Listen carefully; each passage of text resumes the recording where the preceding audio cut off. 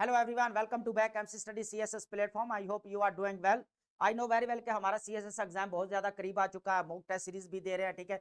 आपकी valuation already चल रही है, राइटिंग प्रैक्टिस भी चल रही है, लेकिन यहाँ पर जरूरत है एनालिटिकल अप्रोच की। यहाँ पर एनालिसिस आपका बिल्ड होना बहुत ज्यादा जरूरी है। जो हम लेकर आए हैं बहुत ज्यादा इंपॉर्टेंट टॉपिक है आज हमारा। इंटरनेशनल रिलेशंस हो, चाहे करंट अफेयर हो, चाहे पाकिस्तान अफेयर हो, सीएसएस 2026 के लिए, एज वेल एज जो हमारा पीएमएस आने वाला है, सिंध का हो, पंजाब का हो, तो इसके लिए भी ये बहुत ज्यादा इंपॉर्टेंट टॉपिक है। तो अगर हम यहाँ पर देखें, अगर पॉलिटिकल साइंस की बात करें, आपको पता है उसके अंदर एक पोर्शन है इंटरनेशनल रिलेशंस का, तो उसके अकॉर्डिंग भी अगर देखा जाए तो ये टॉपिक बहुत ज्यादा इंपॉर्टेंट है। यहाँ पर देखेंगे कि पाकिस्तान की स्ट्रेटजी और चेंजिंग वर्ल्ड ऑर्डर, पूरा अगर देखा जाए जितने भी वर्ल्ड ऑर्डर चेंज हुए हैं अभी तक after independence of Pakistan, her world order के अंदर जो है पाकिस्तान ओवल्ट एंड कवर्ट जो है यहाँ पर जो है इसके अंदर इन्वॉल्व रहा है। पहले हम हिस्टोरिकल बैकग्राउंड भी देखेंगे, यहाँ पर यह भी देखेंगे कि जो सबसे ज्यादा वर्ल्ड ऑर्डर जो चेंज करने वाले कंट्रीज है उनका एशिया के अंदर जो है बहुत ज्यादा रोल रहा है। यूएस को हम बात कर रहे हैं तो वहां पर मिडिल ईस्ट के अंदर देख रहे हैं, एशिया के अंदर देख रहे हैं, उनका बहुत ज्यादा रोल रहा है और अभी तक जो है यहाँ पर जो है रोल है, ठीक है। यहाँ पर प्रॉक्सी वॉर्स लड़ी गई, इराक हो, चाहे आपका अफगानिस्तान हो, मिडिल ईस्ट हो, तो यहाँ पर हर जगह पे उनका बड़ा रोल रहा है। और पाकिस्तान जो है मैंने पहले बोला ओवर्ट या कवर्ट, डायरेक्टली या इनडायरेक्टली इसमें हमेशा इन्वॉल्व रहा है। और अब जो वर्ल्ड ऑर्डर चेंज होने जा रहा है तो पाकिस्तान को यहाँ पर अमेरिकन एनालिस्ट है उन्होंने बड़ी अच्छी बात की कि पाकिस्तान इस चेंजिंग वर्ल्ड ऑर्डर का बेनिफिशियरी हो सकता है। तो ये बड़ी इंटरेस्टिंग चीज है, यहाँ पर डिस्कस करेंगे आज। यहाँ पर जरूरत है आपको अपनी एनालिटिकल अप्रोच को डेवलप करने की। यहाँ पर जो आज हम चीजें डिस्कस करने वाले हैं जो है वो कह लें कि डिफरेंट एंगल से हम यहाँ पर डिस्कस करने वाले हैं। हम चार्ट के जरिए इसको अंडरस्टैंड करने की कोशिश करेंगे, ठीक है। बहुत इंपॉर्टेंट है, अपने नोट्स बनाते जाइएगा। अब मैं यहाँ पर अगर बता दूं पाकिस्तान की स्ट्रेटेजिक लोकेशन के हिसाब से पाकिस्तान की क्या स्ट्रेटेजीज होनी चाहिए, इस चीज को भी हम लास्ट में देखेंगे, ठीक है। बहुत इंपॉर्टेंट है, आप रेमेडीज समझ लें, चाहे रिकमेंडेशन समझ लें, चाहे सजेशन समझ लें, बहुत ज्यादा इंपॉर्टेंट है। चलते हैं अपने लेक्चर की तरफ, अंडरस्टैंड करने की कोशिश करते हैं।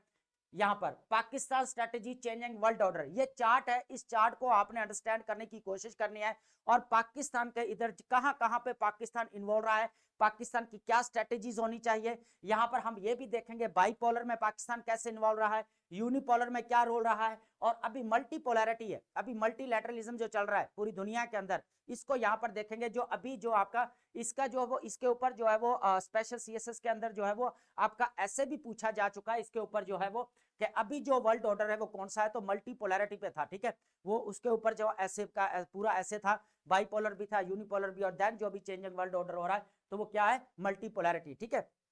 बहुत इंपॉर्टेंट टॉपिक है ये। जितने भी मैंने यहाँ पे इवेंट्स लिखे हैं, चाहे ट्रूस हैं, एग्रीमेंट्स हैं, प्रोजेक्ट्स हैं, ठीक है, उसके बाद वॉर्स लगी हुई हैं, जितनी भी ऑर्गेनाइजेशंस कौन कौन से ये इसके अंदर जो है ज्यादा रोल प्ले कर रहे हैं, ठीक है, मल्टी लैटरलिज्म या मल्टीपोलैरिटी में, इस चीज को भी हम यहाँ पे अंडरस्टैंड करने की कोशिश करेंगे।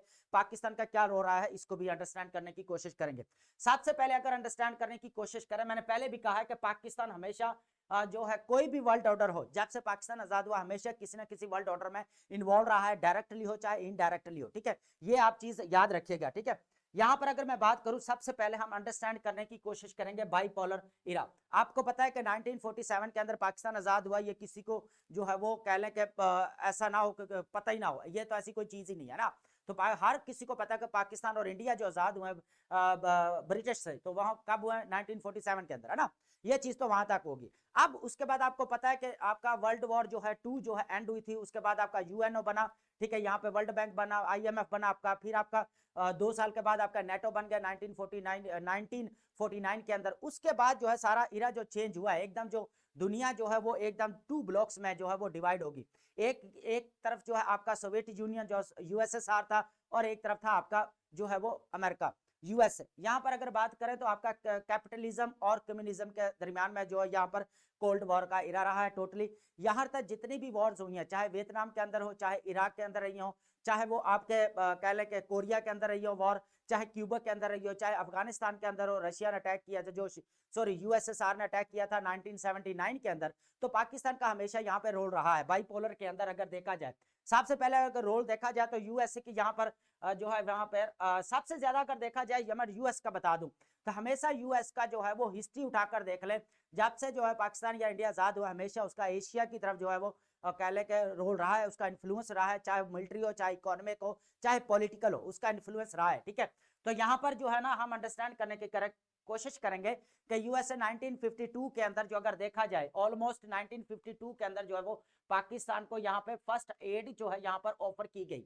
और यहाँ पर पाकिस्तान ने क्या किया, बेसिकली यहाँ पर सीटों को यहाँ पर सेंटो को और यहाँ पर सीटों को जो है यहाँ पर पाकिस्तान ने जो है वो ज्वाइन किया। ठीक है, ये दोनों ऑर्गेनाइजेशन में। लेकिन यहाँ पर अगर मैं बता दूं तो आपका इंडिया वो जो है यहाँ पर न्यूट्रल रहा, उसने किसी ब्लॉक्स को यहाँ पर ज्वाइन नहीं किया। लेकिन पाकिस्तान ने यहाँ कौन सा ज्वाइन किया ब्लॉक्स, वेस्ट ब्लॉक जो है यहाँ पर ज्वाइन किया, कैपिटलिज्म वाला। तो यहाँ पर जो इंडिया के अगर मैं थोड़ा बता दूं तो इंडिया ने बेसिकली क्या किया, यहाँ पर 1961 के अगर मैं बताऊं तो यहाँ पर जो है उन्होंने नॉन अलाइंड मूवमेंट बनाई, जिसके अंदर 120 कंट्रीज थे, 120 कंट्रीज थे, उसमें से इंडिया जो आपका फाउंडिंग मेंबर था उनका। ठीक है, तो यहाँ तक तो होगी ये स्टोरी। उसके बाद ये आपका जितने भी वॉर है, उसके बाद आपका मैं थोड़ा और भी इसको एलेबोरेट कर दूं। अगर जितनी भी वॉर्स हुई हैं, चाहे आपकी 65 की वॉर हो, चाहे आपकी 1971 की जो है वो इंडिया के साथ वॉर हुई, तो हमेशा जो है वो यूएस ने पाकिस्तान को सपोर्ट किया। यहां तक अगर देखा जाए तो यूएसए की जो पॉलिसी थी वो पाकिस्तान की तरफ ज्यादा थी, और इंडिया के साथ उसके जो कह लें कि फर्स्ट फेज या सेकंड फेज में उसके साथ रिलेशन अच्छे नहीं थे। हालांकि वहां पर जो है बहुत सारे प्रेसिडेंट्स जो है यहाँ पर जो है वो कह लें कि जिमी कार्टर वगैरह यहाँ पर विजिट कर चुके थे इंडिया के अंदर। ठीक है, यहाँ पर लास्ट टाइम में जो विजिट किए थे, बराक ओबामा ने 2 टाइम विजिट किया, जो बाइडेन ने 1 टाइम किया, फिर ट्रंप ने किया। ठीक है, तो यहां पर अगर देखा जाए तो पाकिस्तान और जो यूएसए के अगर कह ले के सिंस इंसेप्शन ऑफ पाकिस्तान तो हमेशा जो है वो ताल्लुकात रहे हैं। ठीक है, चाहे स्ट्रेटेजिक हो, चाहे मिलिट्री हो, ठीक है, इनकी जॉइंट मिलिट्री एक्सरसाइजेस भी चलती रही हैं, तो इनके साथ जो है बहुत ज्यादा अच्छे ताल्लुकात रहे हैं। तो यहाँ पर अगर देखा जाए तो फिर क्या हुआ, यहाँ पर जो बाईपोलर के अंदर का हमेशा जो है वो पाकिस्तान इसके अंदर इन्वॉल्व रहा है, डायरेक्टली इनडायरेक्टली।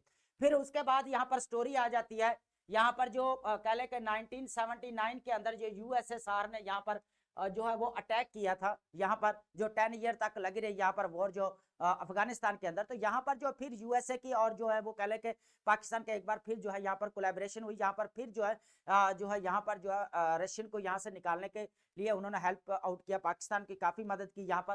तो ये चीजें इस तरह यहाँ पर बाईपोलर में अगर देखा जाए तो पाकिस्तान इस तरह इसके अंदर इन्वॉल्व रहा है। लेकिन यहाँ पर मैं एक रेफरेंस देना चाहूंगा, यहाँ पर Pakistan at the cross road, ठीक है, या पाकिस्तान पैराडॉक्स अगर आप पढ़ें, जेफर लॉर्ड क्रॉस्टिफी की बुक है, तो हमेशा उसने, मैं हमेशा स्टेटमेंट कहता हूं कि वो हमेशा उसने कहा है कि जो आपका पाकिस्तान है वो हमेशा क्लाइंट रहा है। तो यहाँ पर अगर देखा जाए तो पाकिस्तान का अगर फर्स्ट फेज या ये चीजें देखी जाए, फर्स्ट कह लें कि वर्ल्ड चेंजिंग वर्ल्ड ऑर्डर के अंदर, बाईपोलर के अंदर, तो उस वक्त जो है एकदम थोड़ा सा सोशलिज्म आया था जुल्फकार अली भुट्टो के दौरान में, जब रशिया के साथ थोड़ा अच्छे ताल्लुकात हुए, जिसकी वजह से स्टील मिल यहाँ पर जो है वो बनाई गई, ठीक है, एस्टेब्लिश की गई। ठीक है, तो यहाँ पर सोशलिज्म रहा, फिर उसको नेशनलिज्म भी जितनी भी प्रॉपर्टी उसको नेशनलाइज किया गया, तो ये चीजें उस वक्त रही। ठीक है, लेकिन हम वर्ल्ड ऑर्डर चेंजिंग की बात कर रहे हैं यहाँ पर। तो यहाँ पर ये पाकिस्तान इस तरह बाईपोलर में भी काफी इन्वॉल्व रहा है और यूएसए के साथ इसके रिलेशंस रहे हैं। ठीक है, उसके बाद अगर हम बात करें, बात आ जाती है यहाँ पर फिर यूनिपोलर की, यूनिपोलर जो है यहाँ पर बात आ जाती है। अब इस चीज को हम यहाँ पे थोड़ा सा डिस्कस करते हैं। ठीक है, आपको समझाने की कोशिश करता हूं मैं कि यूनिपोलर के अंदर आपको यहाँ पर जो पॉइंट्स मैंने लिखे हुए हैं आपको आई होप के समझ आ गई होगी। ठीक है, अगर यहाँ पे मैं बात करूं, अब यूनिपोलर के अंदर क्या होता है, यहाँ पर आपको पता है कि वॉर ऑन टेरर लगती है यहाँ पर 9/11 के बाद अफगानिस्तान के अंदर। ठीक है, यहाँ पर अगर देखा जाए तो यूनिपोलर जो आपका स्टार्ट होता है, यूएसएसआर जो है, या आपका कब कोलैप्स होता है, बेसिकली 1941 के अंदर ये कोलैप्स कर जाता है। और यहाँ से फिर जो है यहाँ पे आपके फ्रांसिस फुकुयामा भी इसके ऊपर बुक लिख सकता है, एंड ऑफ हिस्ट्री और क्लैश ऑफ सिविलाइजेशन, जिसमें वो कह चुके हैं कि नेक्स्ट जो ये फ्रांसिस फुकुयामा ने नहीं लिखी, या सैमुअल हंटिंगटन ने लिखी है, तो यहाँ पर फुकुयामा ने जो बुक लिखी है एंड ऑफ हिस्ट्री, तो बड़ी क्लैरिटी कहा कि हमेशा जो हिस्ट्री रही है उसके अंदर दो आइडियोलॉजी हमेशा जो है वो एक दूसरे के साथ फाइट करती नहीं है, मींस आपका जो कॉम्बैट करती नहीं है, वो आपका कम्युनिज्म है और कैपिटलिज्म है। क्लैश, अब जो क्लैश ऑफ सिविलाइजेशन बुक है उसका तो यही है कि जो नेक्स्ट अगर वॉर होती भी है तो वो सिविलाइजेशन के अंदर, चाहे वेस्ट हो, चाहे इस्लामिक हो, चाहे जापानीज जो है सिविलाइजेशन हो, चाहे चाइनीज हो, चाहे जो है वो इंडियन सिविलाइजेशन, तो इस तरह जो इनके आपस में जो है वो कह ले कि कल्चरली अगर देखा जाए तो इनके आपस में फाइट होगी। तो ये चीज नजर आई है, मैंने थोड़ा क्रक्स बताया इस चीज का। ठीक है, यहाँ पर अगर देखा जाए वार ऑन टेरर अगर बात करें तो आपको पता है कि 9/11 के बाद 2001 के अंदर उसके बाद जो इरा चेंज हुआ है यहाँ पर, तो वो उसके अंदर भी पाकिस्तान जो है इन्वॉल्व रहा है यूएसए के साथ, क्योंकि यूएसए के जो 20 ईयर यहाँ पर वॉर जो लगी रही है अफगानिस्तान के अंदर, यहाँ पर देखा जाए तो इसके अंदर जो पाकिस्तान के यूएस के साथ बहुत ज्यादा रिलेशंस रहे हैं, ठीक है। तब तक जो है यहाँ पर इंडिया के साथ उसके रिलेशंस इतने अच्छे नहीं थे। ये बाद में जो डेवलप होना शुरू हुए 2000 के बाद जो है वो आस्ता आस्ता जो 2006 के अंदर जो स्ट्रेटेजिक रिलेशंस बढ़े, फिर अभी 2016 के अंदर, 18 के अंदर, 20 के अंदर, फिर इस तरह बैका लिमोआ जो इसके स्ट्रेटेजिक पार्टनरशिप जो हुई है इंडिया और यूएस की बात कर रहा हूँ, तो इन दोनों के दरमियान में बढ़ी है। लेकिन यहाँ पर देखा यूनिपोलर वार ऑन टेरर की अगर बात की जाए तो यहाँ पर बिलियंस ऑफ डॉलर यहाँ पर खर्च किए गए, ठीक है। यहाँ पर फिर भी जो यूएस से डिफीटेड है, जो वापस जो उसको जाना पड़ा, विदड्रॉ किया उसने। यहाँ पर फिर आगे अफगान तालिबान गवर्नमेंट यहाँ पर जो है वो शिफ्ट होगी। उसके बाद अफगानिस्तान के बाद यहाँ पर इराक में, यहाँ पर 2003 के बाद जो है यहाँ पर यूएस ने क्या किया, उसके ऊपर अटैक किया, ठीक है, इराक के ऊपर। फिर 2011 के बाद बराक ओबामा वहां से अपने विदड्रॉ किया जितने भी फोर्सेस को, ठीक है, इराक से अंदर से। लेकिन पाकिस्तान की हमेशा पॉलिसी अगर देखें यहाँ पर, तो पाकिस्तान को एड्स और फंड्स जो है मिलती रही है। वही जेफर लॉर्ड क्रस्टिफी की जो बुक है कि पाकिस्तान हमेशा क्लाइंट रहा है, तो ये चीज सामने नजर आई है। तो पाकिस्तान ने इसके ऊपर काम भी बड़ा अच्छा किया है। हमेशा जो हमें नीड ऑफ आर्स थी, पाकिस्तान ने अच्छा किया, जो हो सकता था पॉसिबल था वो किया। लेकिन यहाँ पर अगर देखा जाए मिडल ईस्ट में, तो आपको पता है मिडल ईस्ट के अंदर हमेशा से वॉर लगी रही है। इजराइल और पैलेस्टाइन के दरमियान में अगर देखा जाए तो हमेशा वॉर रही है और ये लगी रही। यहाँ पे अगर मैं बता दूं, इजराइल जो है यहाँ पर आपको पता है कि हिटलर ने 6 मिलियन जो है ज्यूज को मारा था। यहाँ से फिर ये भागते हुए लोग जो है यहाँ पर आकर बचना शुरू हो गए। इन्होंने आस्ता आस्ता जो पैलेस्टाइन को जो है कैप्चर कर लिया, यहाँ तक यूएन और रेजोल्यूशन पास की और यहाँ पर उनको जो है इंडिपेंडेंस स्टेट जो है करार दिया। तो ये भी है, उन्होंने फिर अपने इंडिपेंडेंस जो है वो डे भी वो कह ले कि उन्होंने अपनी खुद ही जो है डिक्लेयर किया। और उसके बाद जो है पैलेस्टाइन और इजराइल के आपस में वॉर लगी हुई है। तो अभी जो है उसके जो हम मल्टीपोलैरिटी में देखेंगे कि उसका जो है वो क्या सोल्यूशन निकला है, क्या चीज है यहाँ पर। तो ये यूनिपोलर में अगर देखा जाए, चाहे बाईपोलर हो चाहे यूनिपोलर हो, तो पाकिस्तान हमेशा डायरेक्टली या इनडायरेक्टली इसके अंदर इन्वॉल्व रहा है। लेकिन पाकिस्तान के बहुत सारे मिस्टेक्स हैं, लेकिन अभी पाकिस्तान को उसी चीजों से हट गया है। हमेशा जियो पॉलिटिक्स का जो रोल प्ले किया, अब जो है वो चाइना की तरह जो हमें जियो इकोनॉमी की तरफ शिफ्ट करना पड़ेगा। तो इस चीज को हम यहाँ पर डिस्कस करेंगे। अब मल्टीपोलैरिटी की जो मेन इंजन है, अगर इंजन की बात करूं जो मेन है, वो जो लेकर आना है चेंजिंग मल्टीपोलैरिटी, कौन बढ़ा रहा है, कौन चीजें डेवलप कर रहा है, तो इस चीज को हम यहाँ पर अंडरस्टैंड करने की कोशिश करेंगे। भी ऐसे कौन से जो वो हैं इसके पीछे की ड्राइवर्स, उनको हम यहाँ पर देखेंगे, ठीक है। यहाँ पर हम बात करते हैं अब मल्टीपोलैरिटी की, यहाँ पर डिस्कशन करते हैं इसके ऊपर, ठीक है। अब यहाँ पर आपको पता है ब्रिक्स जो है 2019 के अंदर इसको बनाया गया। आपका ब्राजील है, इंडिया, उसके बाद चाइना, रशिया, साउथ अफ्रीका, इन लोगों ने मिलकर जो है इसको बनाया, ऑर्गेनाइजेशन जो है स्टैब्लिश की। अब यहाँ पर देखा जाए, अभी जो इसकी रिसेंटली जो कह लें कि मीटिंग हुई है, तो इसने बहुत ज्यादा इंपॉर्टेंट रोल प्ले किया। ये ब्राजील के अंदर मीटिंग हुई, तो यहाँ पर जो है वो नरेंद्र मोदी ने भी वहां पर जो अटेंड किया इसको, ठीक है। तो यहाँ पर अगर देखा जाए, सारी जो रीजनल डीडोलाइजेशन, रीजनलाइजेशन, मल्टीलैटरलिज्म, ये चीजें यहाँ पर जो है वो बड़ी हैं। और जो यहाँ पर बड़ी क्यों है, ये चीजें भी यहाँ पर हम डिस्कस करने वाले हैं, ये वाले हैं, ठीक है।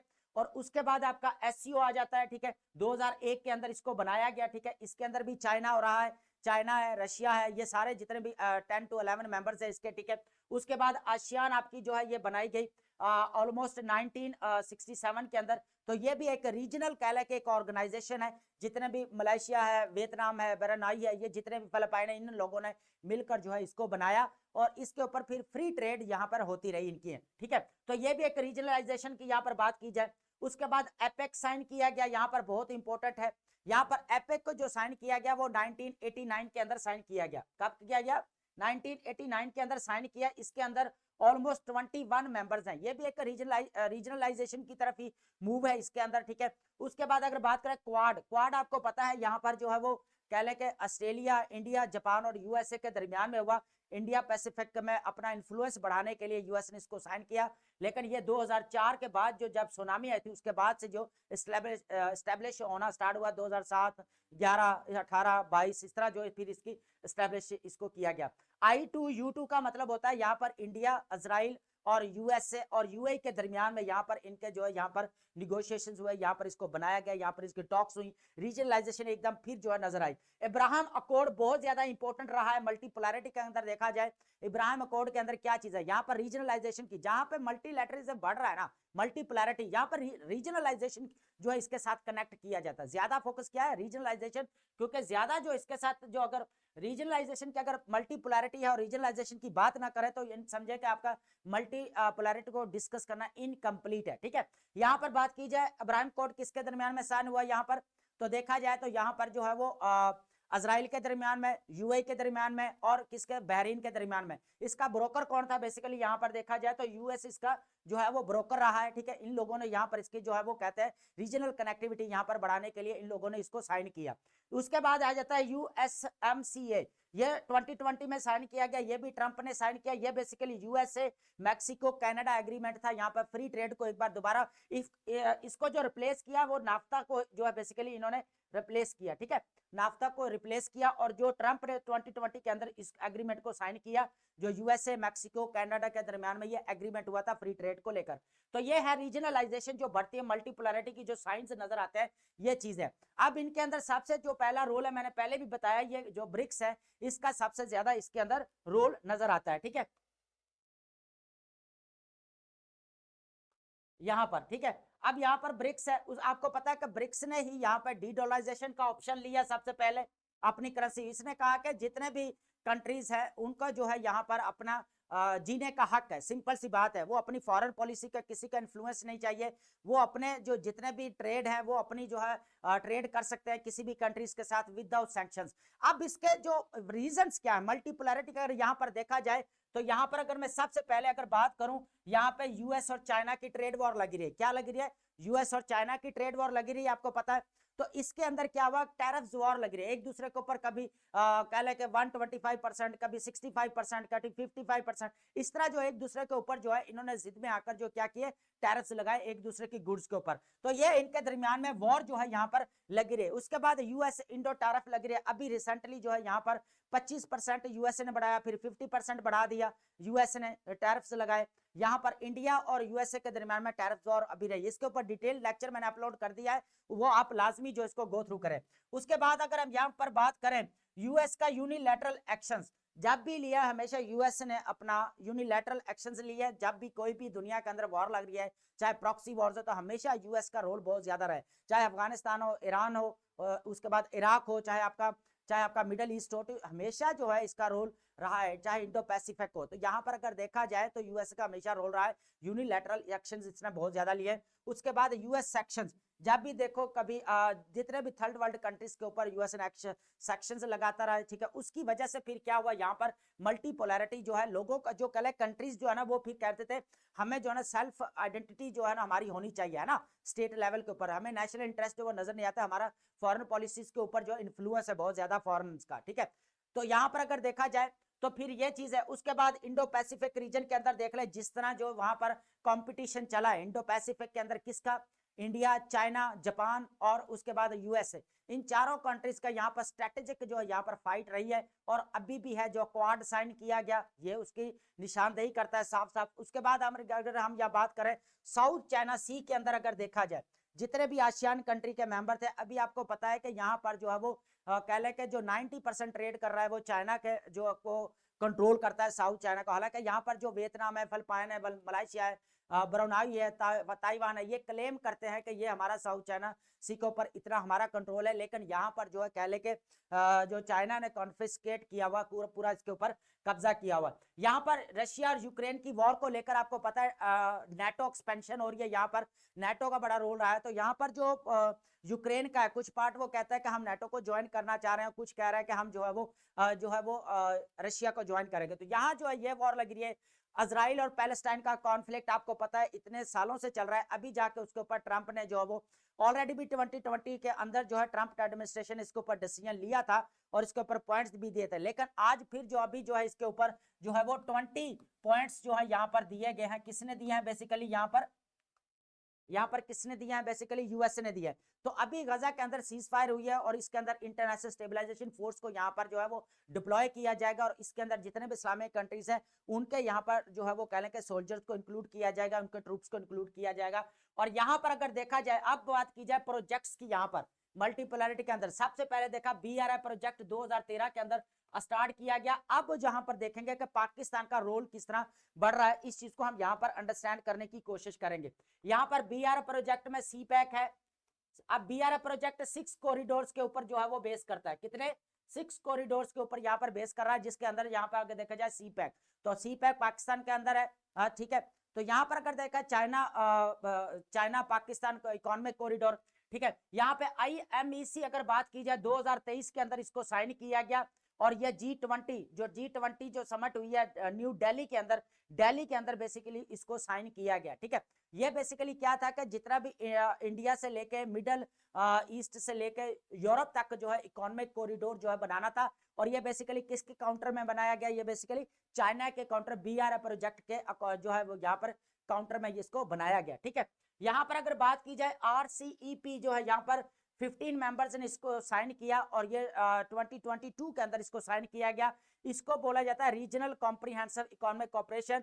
और नीचे वाला भी जो साइन किया गया है ये भी कॉम्प्रिहेंसिव पार्टनरशिप ट्रेड जो पैसिफिक जो साइन किया गया पैसिफिक पार्टनरशिप जितने भी कंट्रीज थे उनके दरमियान में। तो ये कितने कंट्रीज है, 11 कंट्रीज है 2018 के अंदर इसको बेसिकली साइन किया गया।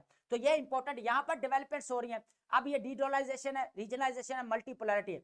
यहाँ पर आप बात करते हैं पाकिस्तान की। ठीक है, देखें पाकिस्तान को लेकर चाइना के साथ रिलेशंस अच्छे चल रहे हैं, सऊदी अरेबिया के साथ स्ट्रेटेजिक डिफेंस पैकेट हुआ है। तो पाकिस्तान ने अपनी पॉलिसी एकदम से जो चेंज की है जियो पॉलिटिक्स से जियो इकोनॉमी की तरफ, तो पाकिस्तान के यहाँ पर यूएसए के साथ रिलेशन जो रेयर अर्थ मिनरल्स को लेकर साइन किया गया है, 500 मिलियन डॉलर की डील हुई है। और इसके अंदर यहाँ पर जो है कह लें कि मिनरल्स को एक्सट्रैक्ट करेंगे और यहाँ पर यूएसए मेटल स्ट्रेटेजिक मेटल जो है कंपनी यहाँ पर आएगी और यहाँ पर एक्सट्रैक्ट करेंगे और उसके बाद इनकी जो स्ट्रेटेजिक पार्टनरशिप है वो और जो है वो ज्यादा बढ़ेगी। तो अभी ट्रंप के साथ जो ट्रंप एडमिनिस्ट्रेशन के साथ और इस्लामाबाद के जो रिलेशंस है बहुत अच्छे चल रहे हैं इस वक्त। स्ट्रेटेजिक भी देखा जाए और ट्रेड भी इनके अंदर काफी चल रही है। तो यहाँ पर पाकिस्तान के पास गोल्डन अपॉर्चुनिटी है एक बार फिर मल्टीपोलर वर्ल्ड के अंदर, चेंजिंग वर्ल्ड के ऑर्डर अगर देखा जाए तो हर कंट्रीज के साथ पाकिस्तान की अच्छी जो है वो अच्छे रिलेशन जा रहे हैं। चाइना के साथ देखे सी पैक के ऊपर काम करते हैं। पाकिस्तान को यहाँ पर चाहिए सी पैक को एज पॉसिबल एज जो हो सके इसको कंप्लीट करवाना चाहिए। ठीक है,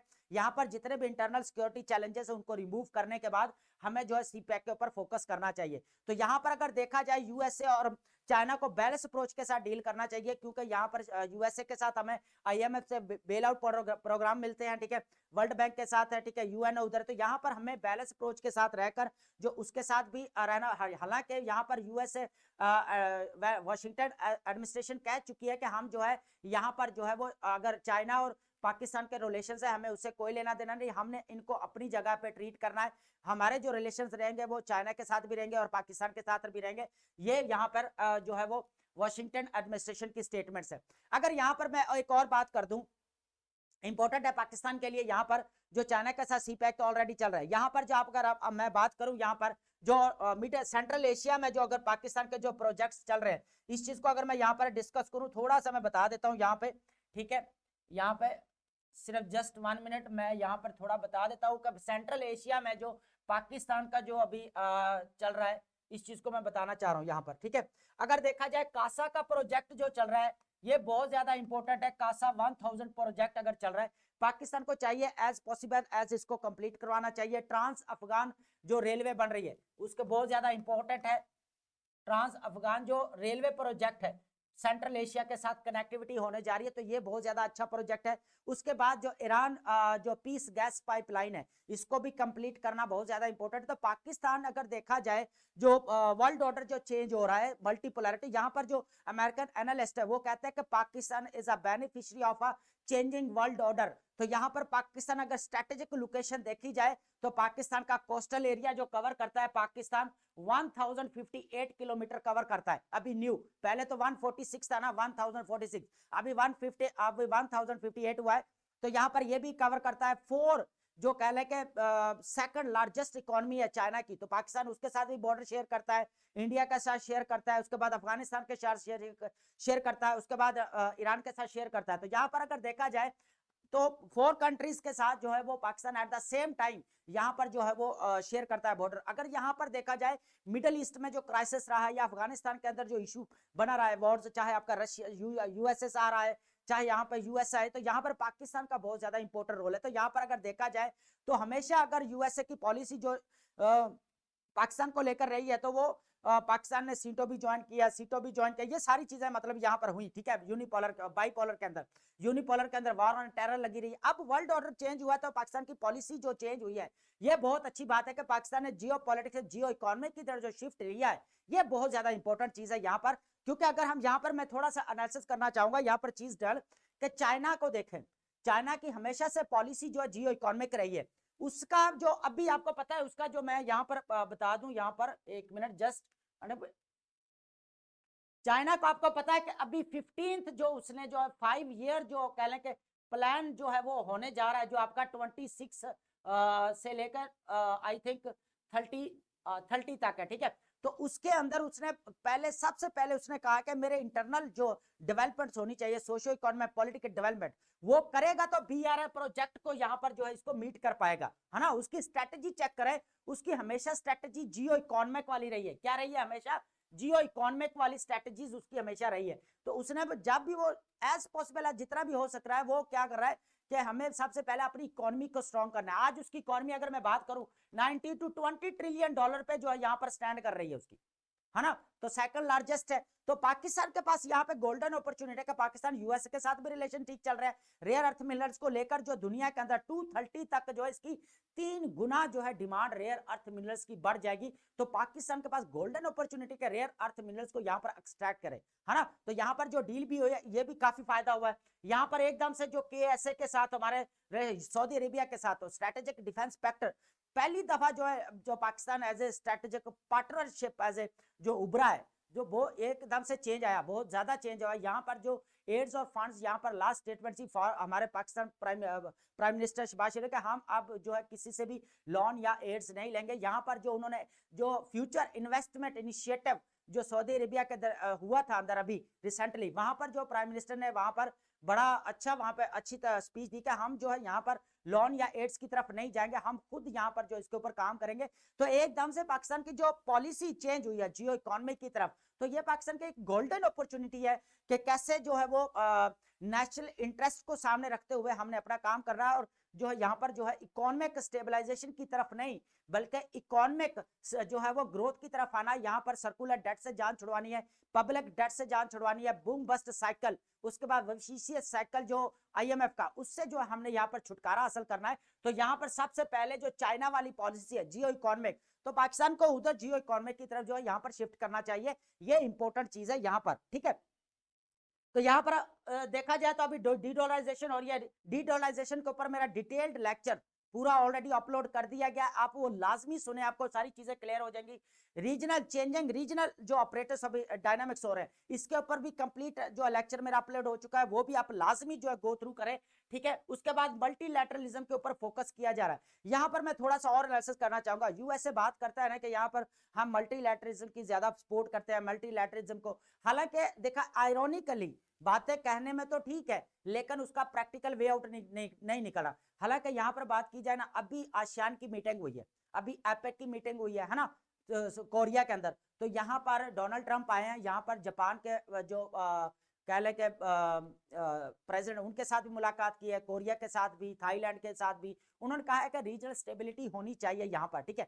उसके बाद उनकी जो है वो यहाँ पर जो इंपॉर्टेंट चीज बताने वाला वो ये है कि चाइना के जो शी जिनपिंग है, उनके साथ उनकी मीटिंग हुई और यहाँ पर उन्होंने रेयर अर्थ मिनरल्स को लेकर डिस्कस किया है। ये इंपॉर्टेंट चीज है। आपको पता है कि China strategic dominance on ports की बात करें, चाहे आप मिनरल्स की बात करें, अर्थ रेयर अर्थ मिनरल्स की, उनके ऊपर डोमिनेंस है, उसका पूरी हेजमनी है उसके ऊपर, क्योंकि चाइना की स्टेटमेंट है कि अगर मिडिल ईस्ट के पास ऑयल है ना, तो हमारे पास रेयर अर्थ मिनरल्स है। तो अभी 59% जो है दुनिया के अगर रेयर अर्थ का जो प्रोडक्शन है वो कंट्रोल कौन करता है, कौन करता है, चाइना करता है। तो यहाँ जो है बात हुई है शी जिनपिंग और जो है वो डोनाल्ड ट्रंप के दरमियान में कि यहाँ पर जो टैरिफ को कम किया जाए, रेयर अर्थ मिनरल्स की जो डील को जो है मजीद जो है आगे बढ़ाया गया है। तो ये एक चीज सामने आई है कि यूएसए किस तरह जो अपने डिप्लोमेटिक रिलेशंस को स्ट्रॉन्ग करने की कोशिश कर रहा है रीजनल लेवल के ऊपर, और पैसिफिक रीजन के अंदर अपना इन्फ्लुएंस बढ़ाना चाह रहा है, एशिया के अंदर अपना इन्फ्लुएंस जो बढ़ाना चाह रहा है। और उसके बाद अगर देखा जाए तो यहाँ पर जो रेयर अर्थ मिनरल्स, उसके बाद ट्रेड के ऊपर ज्यादा से ज्यादा काम कर रहा है ना,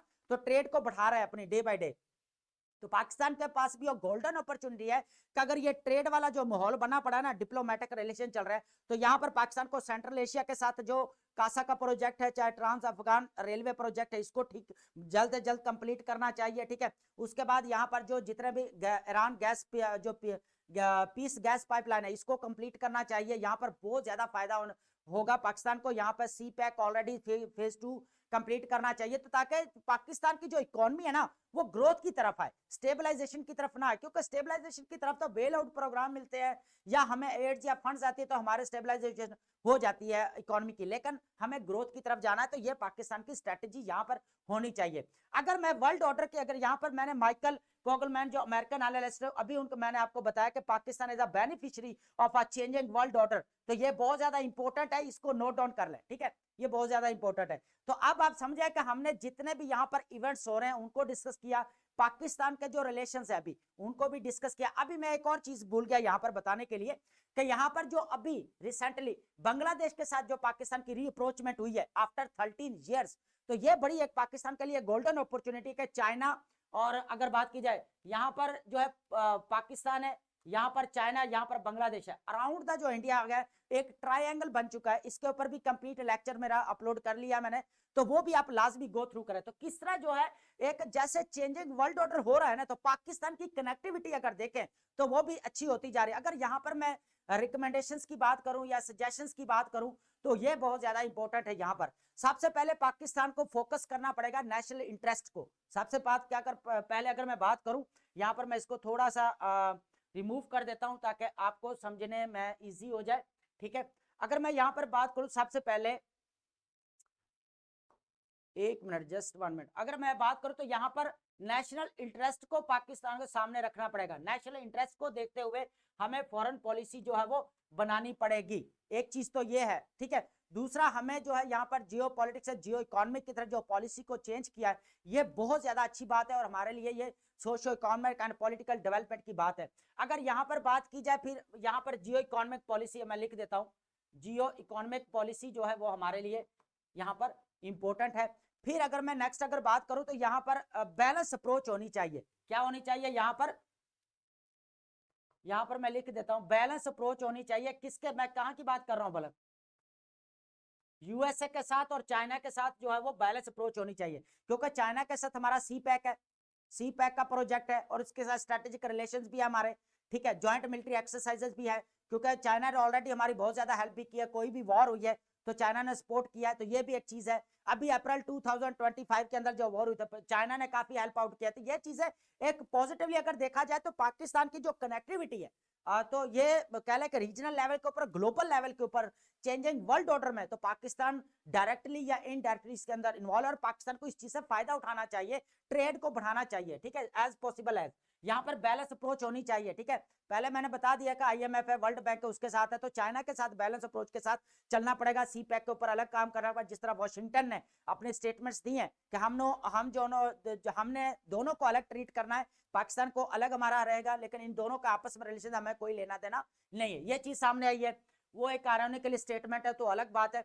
लेकिन उसके बाद हम बात करेंगे यहाँ पर कोर्डियल रिलेशंस। पाकिस्तान यहाँ पर फर्स्ट पॉइंट है, सेकंड पॉइंट है, third point balance park, fourth number पे कोर्डियल रिलेशंस होनी चाहिए नेबर कंट्रीज के साथ, नेबरिंग कंट्रीज जितने भी हैं। अब यहाँ पर मैं बात करूंगा जो हमारे अभी रिलेशंस खराब है उनको ठीक करना चाहिए। अफगानिस्तान के साथ थोड़े से हमारे क्लैशेस चल रहे हैं, इस डिस्प्यूट चल रहे हैं, तो इस चीज को यहाँ पे एज पॉसिबल एज हमें जो यहाँ पर इसको जो है रिकंसिलेशन की तरफ चाहिए, डायलॉग की तरफ जाना चाहिए, ठीक है। यहाँ पर जो है यहाँ पर कह ले के एंगेजमेंट, री एंगेजमेंट यहाँ पर होनी चाहिए पाकिस्तान और अफगानिस्तान के दरमियान में, क्योंकि अफगानिस्तान और जो इंडिया के साथ रीअप्रोचमेंट हो रही है, चाबहार पोर्ट जहाँ पर जो उनको एग्जाम्पशन मिली है, तो ये लोग उधर से जो काबुल तक जाएंगे, फिर सेंट्रल एशिया तक, फिर यूरोप तक, तो उनका जो इकोनॉमिक कॉरिडोर जो काम कर रहे हैं इंडिया, मिडल ईस्ट, यूरोप तक इकोनॉमिक कॉरिडोर था, उनको यहाँ पर हेल्प आउट मिले। यहाँ पर काउंटर के लिए तो उन्होंने सी पैक का और ये सारे बनाए हैं।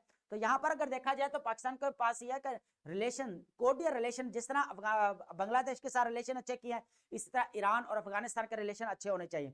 उसके बाद अगर मैं बात करूं यहाँ पर जितने भी इंटरनल चैलेंजेस है, फिफ्थ नंबर पर अगर मैं बात करूं, यहाँ पर फिफ्थ नंबर पर अगर मैं बात करूं, इंटरनल चैलेंजेस को खत्म करना पड़ेगा। जितने भी इंटरनल नाइटमेयर्स है ना पाकिस्तान को फेस करना पड़ रहे हैं, उसको खत्म करना पड़ेगा। सबसे पहले अगर मैं बात करूं यहाँ पर टेररिज्म को, रिलीजियस एक्सट्रीमिज्म को, सोशल या चाहे वो पॉलिटिकल इंस्टेबिलिटी हो, चाहे पोलराइजेशन हो, इस चीज को यहाँ पर खत्म करना पड़ेगा जल्दी से जल्दी, ठीक है। उसके बाद अगर हम यहाँ पर वुमेन इंपावरमेंट होनी चाहिए, एजुकेशन जो है वो प्रॉपर होनी चाहिए, यहाँ पर हर किसी को जो है वो एजुकेशन। यहाँ पर एक चीज मैं बात करूंगा, हम क्वांटिटी बढ़ाते जा रहे हैं लेकिन हमारे एजुकेशन की क्वालिटी जो है वो कंप्रोमाइज होती जा रही है। तो हमें ये दोनों चीजें एट द सेम टाइम जो लेकर चलनी पड़ेगी, क्वालिटी भी मेंटेन रखनी है और क्वांटिटी भी मेंटेन रखनी पड़ेगी एजुकेशन। उसके बाद हेल्थ जो है क्राइसिस बहुत ज्यादा चल रहा है, क्योंकि पाकिस्तान को नेचुरल डिजास्टर जो फेस करना पड़ते हैं, तो ये बहुत ज्यादा इंपॉर्टेंट है। अगर इंटरनेशनल ग्लोबल इश्यूज में देखा जाए, क्लाइमेट चेंज अभी कोप 30 जो ब्राजील बेलम में होने जा रही है, तो वहां पर लॉस एंड डैमेजेस के जो फंड 2000 कोप 27 से जो किए जा रहे हैं, वो अभी जो इम्प्लीमेंटेशन होनी चाहिए, ठीक है, ताकि जितने भी अफेक्टेड कंट्रीज हैं उनको हेल्प आउट किया जा सके, ठीक है। पाकिस्तान का भी यहाँ पर जो कथा ऑलमोस्ट डिमांड करनी चाहिए वहां पर फंड्स की, उसकी रीजन यह है कि पाकिस्तान का बहुत ज्यादा इफेक्ट रहा है। 2022 के अंदर फ्लड्स देख लें, चाहे अभी 25 के अंदर देख रहे, तो हमेशा अफेक्टेड रहा है, नेचुरल डिजास्टर बहुत ज्यादा। यहाँ पर हम हेल्थ की बात कर रहे थे, हेल्थ क्राइसिस बहुत ज्यादा, तो यहाँ पर जो है वो इसके ऊपर काम करना चाहिए प्रॉपर। तो यहाँ पर जितने भी इंटरनल इश्यूज है, सबसे पहले जो है ना वो उसको खत्म करना चाहिए। मलिहा लोधी और डॉक्टर इशरत हुसैन साहब यही बात कहते हैं कि यहाँ पर जो है सबसे पहले हमें एंड करना पड़ेगा, सबसे पहले इंटरनल जो डोमेस्टिक पॉलिसी है उसके ऊपर काम करना पड़ेगा। जितने भी इंटरनल चैलेंजेस हैं, जितने भी इश्यूज हैं, उनको यहाँ पर कर्टेल करना पड़ेगा, एरेडिकेट करना पड़ेगा, यहाँ से अपरूट कर, जड़ से उखाड़ कर फेंकना पड़ेगा, तब जाकर हमारी जियो इकोनॉमी की तरफ हम शिफ्ट हो। चाइना ने 800 मिलियन लोगों को यहाँ पर कह ले के गुर्बत से निकाला, तो उन्होंने पहले अपने इंटरनल काम किया। अभी भी जो 15th जो प्लान वो लेकर आ रहे हैं ना अपने, सबसे वो पहले कह रहे हैं कि हम इंटरनली इतने स्ट्रांग हों ताकि हमारा जो BRI प्रोजेक्ट है रीजनल लेवल के ऊपर, उसको हम मीट कर पाए, है ना, ताकि हमारी इकोनॉमी भी ग्रोथ हो। तो उनका आप देखें, हमारी भी प्लानिंग कुछ इस तरह की होनी चाहिए ताकि हमारा भी जो पाकिस्तान जो है वो डेवलप करे, ठीक है, socio economic and political development होनी चाहिए यहाँ पर। तो ये 5 पॉइंट्स एज ए रेमेडीज यहाँ पर अगर देखें या रिकमेंडेशंस विद, आप देख सकते हैं, या मलिहा लोधी को लाजमी डिस्कस करें, अब्दुल सत्तार को लाजमी यहाँ पर डिस्कस करें, उनका foreign policy of Pakistan 2019 edition चल रहा है अभी लास्ट, वो उसका लाजमी रेफरेंस यहाँ पर कोट करें। उसके बाद यहाँ पर डॉक्टर इशरत हुसैन को लाजमी कोट करें। तो यहाँ पर जो है इंपॉर्टेंट है कि ये चीजें आप जो है लाजमी कोट करें। जैफर जो लॉर्ड क्रॉस्टिफी की बुक को लाजमी करें, पाकिस्तान पैराडॉक्स या Pakistan at the cross road, ठीक है, ये लाजमी यहाँ पर इसके जो रेफरेंस यहाँ पर कोट करने चाहिए आप लोगों को, ठीक है। तो ये सारे यहाँ पर आज था चेंजिंग वर्ल्ड ऑर्डर, और हमेशा पाकिस्तान किसी कोई भी वर्ल्ड ऑर्डर चेंज हो तो पाकिस्तान हमेशा उसके अंदर डायरेक्टली या इनडायरेक्टली इन्वॉल्व है और इन्वॉल्व रहेगा, और पाकिस्तान इस चीज को फायदा उठाना चाहिए।